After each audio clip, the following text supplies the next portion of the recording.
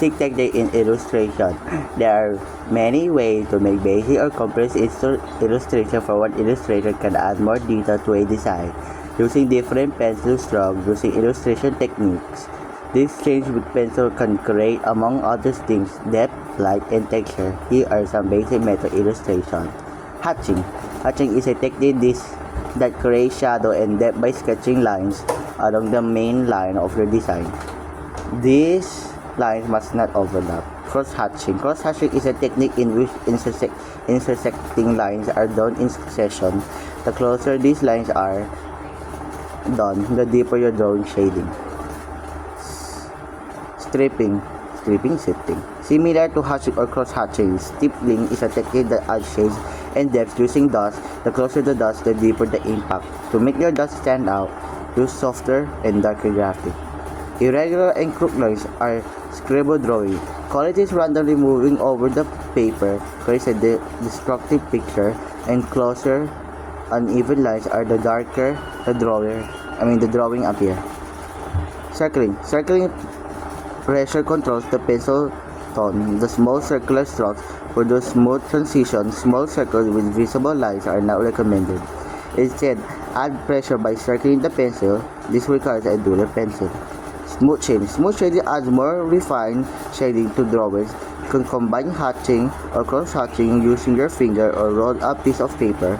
This smoothens your drawing to may produce thicker lines that resemble shadows and shades. By angling your pencil, use the border edge. A point moving through space defines the line. As the art element, a line can be two-dimensional or three-dimensional. Descriptive employs abstract. Ito po yung parang mga linya na sa TLE nyo po makikita papag-aralan. Number 2 naman po tayo. 2. A shape is form of art that is flat or only has two-dimensional height and weight. Ito po yung bilog, triangle, square, and many more.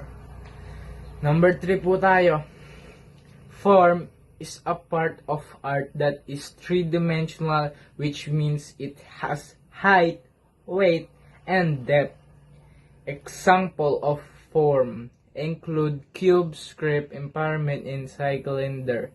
Ito po yung para po siyang parang box rin po siya, pero iba naman po yung box niya. Dito naman po tayo sa number 4. 4 na po tayo. Value is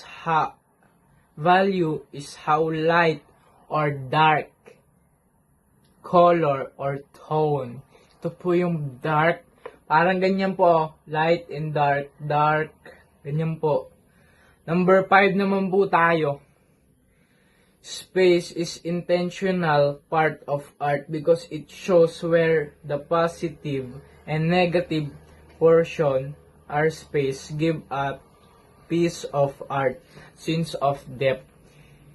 And po, number 6 naman po tayo. Color is intentional part of art.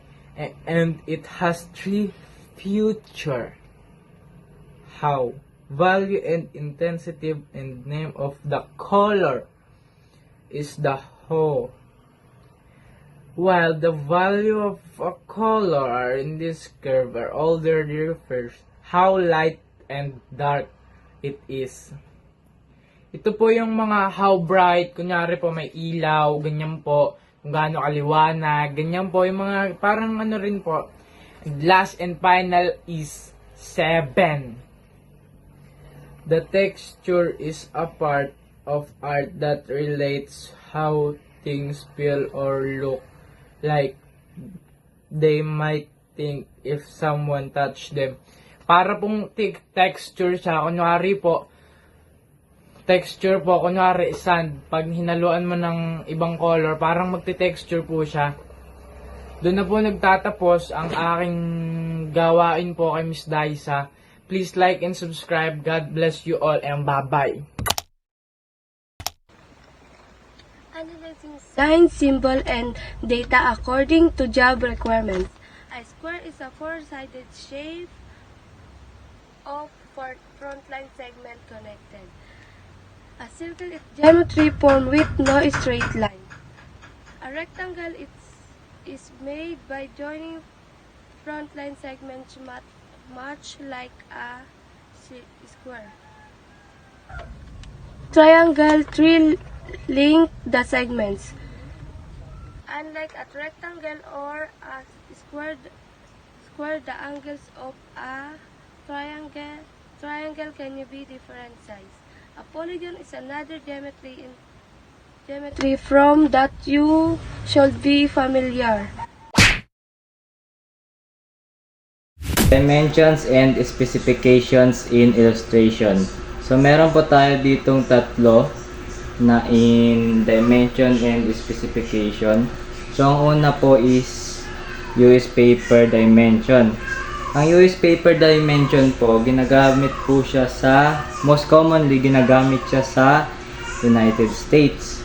Ngayon po, ang international paper dimensions naman po, ito po yung pangkalahatan at ginagamit po sa buong mundo. Ngayon po, ang pangatlo natin at ang last dimension and specification is yung illustration poster dimensions, which is ginagamit po siya sa mga posters, ganun. So sa US paper dimension, meron po tayong tatlong dimension, which is letter, legal, and tabloid.